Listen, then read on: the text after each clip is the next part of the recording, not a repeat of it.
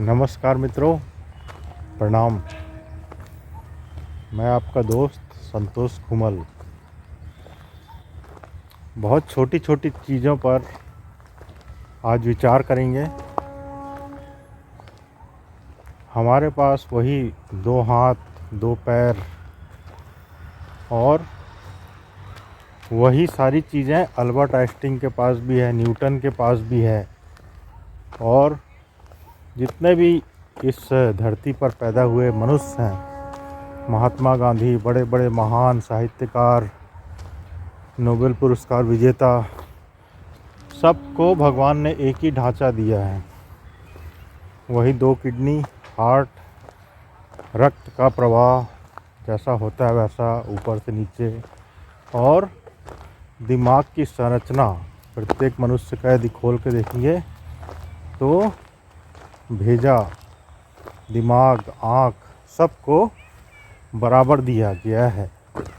लेकिन ऐसा क्यों होता है कि एक व्यक्ति सफलता के ऊंचे ऊंचे महान कीर्तिमान स्थापित करता है और वहीं दूसरी ओर एक व्यक्ति बहुत ही नीचे स्तर पर रहता है, बोझ उठाता है और दो वक्त की रोटी जुटाने में ही उसका जीवन पूरा समाप्त हो जाता है। तो हमारे जीवन में ऐसी कौन सी कमी रह जाती है? क्योंकि वही सूरज ने प्रकाश में कहीं कमी नहीं की। वही सूरज न्यूटन, आइंस्टीन, गांधी जी या फिर बड़े बड़े महान लोगों को भी वही सूरज रोशनी दिया। वही हवा से सांस लिए, वही खाना खाए, वही पानी पिए। तो फिर ऐसा क्यों? ऐसा क्या हो जाता है अंतर? ऐसा अंतर क्या पड़ जाता है? तो इस बारे में ही आज हम बात करेंगे। पैशन, मोटिवेशन और डिसिप्लिन, ये तीन चीज़ें जो हैं वही व्यक्ति को व्यक्तित्व की ऊंचाइयां देती हैं और व्यक्तित्व को सम्मानित करती हैं। क्योंकि मनुष्य इस पृथ्वी का, इस जगत का सर्वोच्च प्राणी है। क्योंकि वह अपने विचारों के माध्यम से, अपने पैशन के माध्यम से बहुत ऊंचाई में भी जा सकता है और गलत रास्ते पे यदि चला गया तो बहुत नीचे भी उतर सकता है। इसका उदाहरण हम अपने आसपास के जीवन में देखते हैं। तो क्या होता है पैशन? पैशन मतलब एक अंदर से एक इच्छा रहती है कि मेरे को ये चीज़ करना है, और जब पैशन रहता है तो आदमी रास्ता खोज ही लेता है। जैसे कि एक बहती हुई पहाड़ों से नदी झरझर झरझर झरझर करके बहती है, उसे पता नहीं रहता उसे कहाँ जाना है, लेकिन वह खोजते खोजते खोजते सागर तक पहुँच ही जाती है। वैसे ही पैशन हो तो आदमी रास्ता खोज ही लेता है। चाहे वो गरीब परिवार में जन्म लिया हो या मध्यम वर्गीय परिवार में जन्म लिया हो या किसी भी परिवार में वो व्यक्ति पैदा हुआ हो, उसके अंदर पैशन हो तो वह अपना रास्ता खोज ही लेगा। भले उसमें समय लग सकता है, लेकिन वह समय भी उसे उसकी मंजिल तक पहुंचाने में ही सहयोग देगी। दशरथ मांझी का नाम तो आपने सुना होगा, उस पर फिल्म भी बनी, मूवी बनी। कोई आम व्यक्ति उसकी तरह पैशन या सोच नहीं रख सकता था। वो इतना बड़ा चट्टान के पास जब पहले दिन गया और उसे अपनी कुदाली से तोड़ने लगा तो उसके आसपास जितने भी लोग आने जाने वाले थे सब उस पर हंसते थे, मूर्ख समझते थे उसे। और इतना बड़ा पहाड़ आज इतिहास बन गया। वहाँ से रास्ता बन गया अकेले उस व्यक्ति के साहस ने। पैशन। एक और सच्ची घटना, एक दुकान थी जहाँ पे मूर्ति बेची जाती थी। तो उस दुकान का जो मालिक था वह मूर्ति बेचा करता था। उसके पास एक बहुत बड़ा पत्थर पड़ा हुआ था, वो उसे दुकान में रखा था। और कई सालों से वह देखता कि वह पत्थर बिक ही नहीं रहा है। तो उसे अनगढ़ पत्थर या फिर बेकार पत्थर जानकर उसे रोड के उस पार रख दिया। एक मूर्तिकार वहाँ से गुजरा और उस पत्थर पर उसकी नज़र गई जो रोड के उस पार था। उसने वह दुकानदार से पूछा कि क्यों भाई, इसके क्या दाम लोगे इस पत्थर के? मैं इसमें इसे छेनी हथौड़ा से इसे मूर्ति का आकार देना चाहता हूँ। तो वह दुकानदार मुस्कुराया और बोला कि इतने साल हो गए, आज तक इस पत्थर को किसी ने ख़रीदा नहीं, तो मैं इसे बेकार समझकर रोड के उस पार रख दिया। आप इसे फ्री में ही ले जाइए और इसका ट्रांसपोर्टिंग का खर्चा है मेरी गाड़ी उस तरफ जाती है, आप जिस तरफ बोलेंगे उस तरफ ये छोड़ भी देगा, आपको एक पैसा नहीं लगेगा, ले जाइए इसे फ्री में, फालतू ये मेरे दुकान में पड़ा हुआ है। तो उस मूर्तिकार ने उस पत्थर को अपने साथ ले गया। कई महीनों बाद वह मूर्तिकार उस दुकानदार के पास आया और बोला कि चलिए मेरे घर चाय पीते हैं, मैं आपको कुछ दिखाना चाहता हूँ। तो वह दुकानदार फ्री था, बोला चलिए।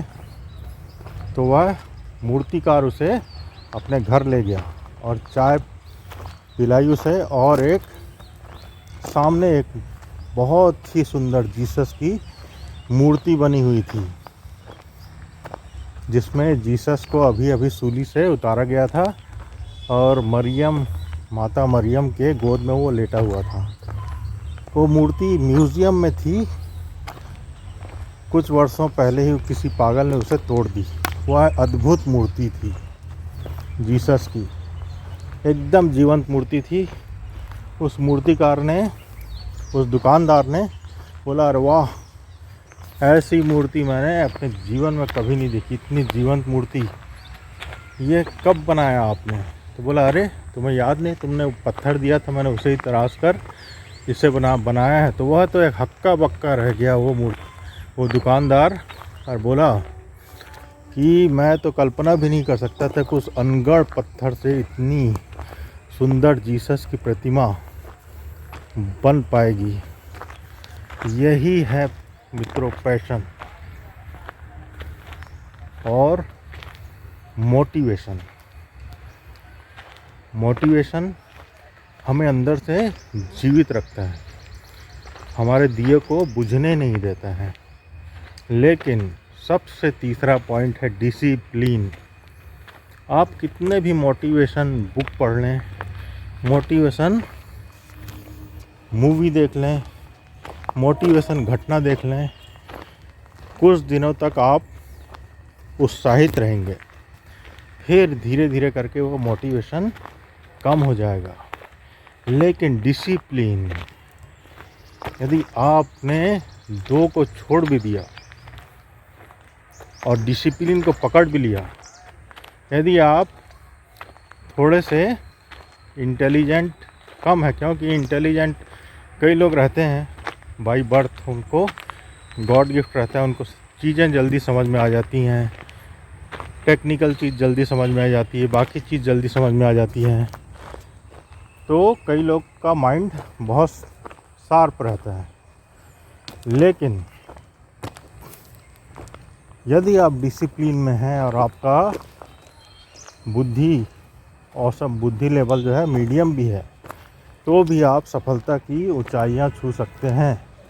क्योंकि इंटेलिजेंट ही भी एक प्रवाह मांगती है, एक सततता मांगती है।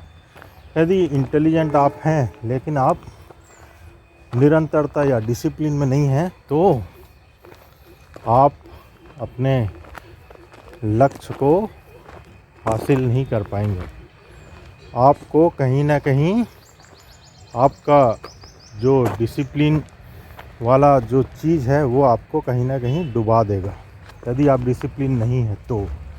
लेकिन आप डिसिप्लिन हैं और थोड़ा थोड़ा मोटिवेट भी होते हैं, थोड़ा थोड़ा आप में पैशन भी है, लेकिन आप 100% डिसिप्लिन का पालन करते हैं और आप कोई एक चीज़ सोच के उस विषय पर ज्ञान एकत्रित करते हैं, उस विषय पर अपना पूरा फोकस रखते हैं और उस दिशा में सतत प्रयास करते हैं।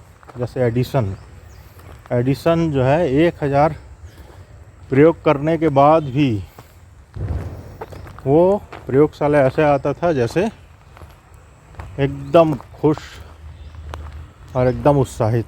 तो उसके जो छात्र थे वो पूछते थे, आप इतने प्रयोग असफल हो गए, आपके 800-900 प्रयोग हो गए असफल हो गए, फिर भी आप इतना उत्साहित क्यों रहते हैं? तो बोले, अरे इतने प्रयोग से मैं नहीं पहुंच पाया, अब इतने प्रयोग मुझे नहीं करने पड़ेंगे, अब मैं नया प्रयोग कर रहा हूँ। इतने प्रयोग ये सीढ़ी है, असफलता की सीढ़ी है।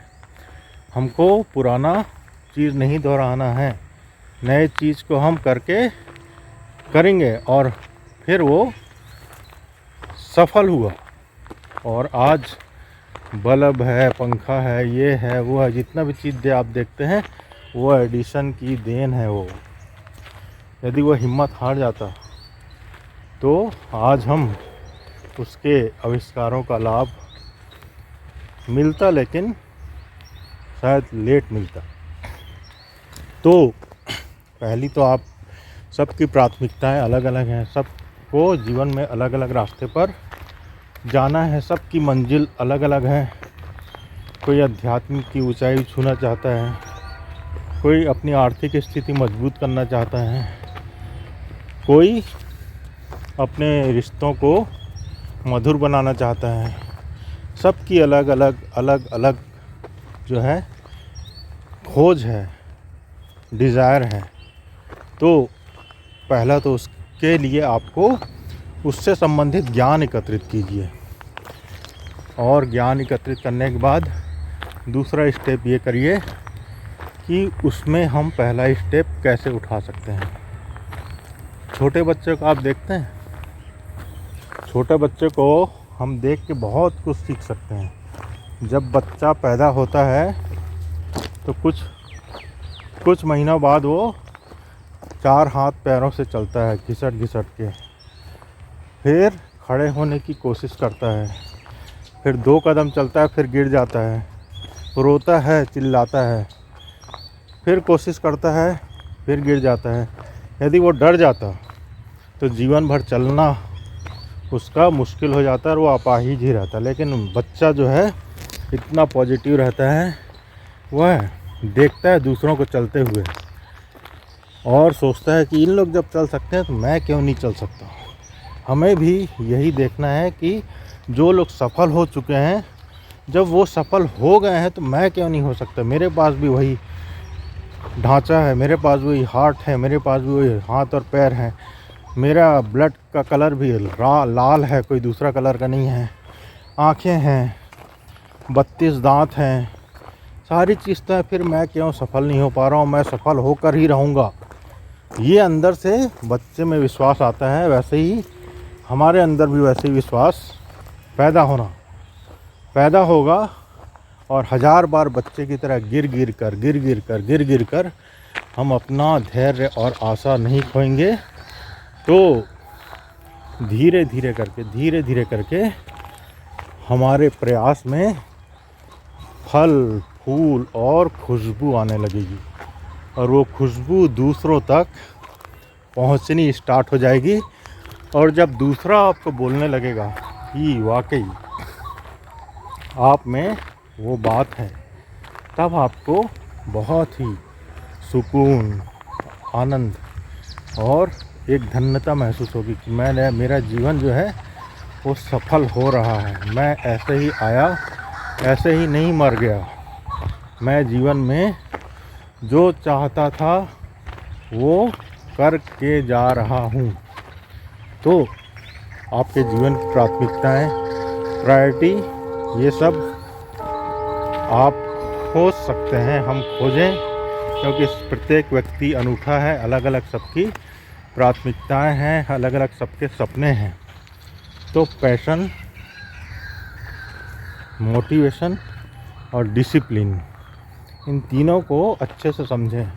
ऐसा कोई भी काम ना करें जो आपका पैशन ना हो। दूसरे की देखा देखी कोई काम ना करें, क्योंकि आप दूसरे के देखकर आप प्रतिस्पर्धा करेंगे तो अंदर का बर्निंग डिज़ायर जो है ना, पैशन, वो आपका नकली होगा। और नकली चीज़ से असली चीज़ कैसे पैदा होगी? तो आपके अंदर की जो इच्छा है पहले उसे खोजें, फिर उससे संबंधित मोटिवेशनल जो चीज़ है उसे पढ़ें और आगे बढ़ने के रास्ते उसमें तलाश करें। फिर डिसिप्लिन में आपको लग जाना चाहिए सतत।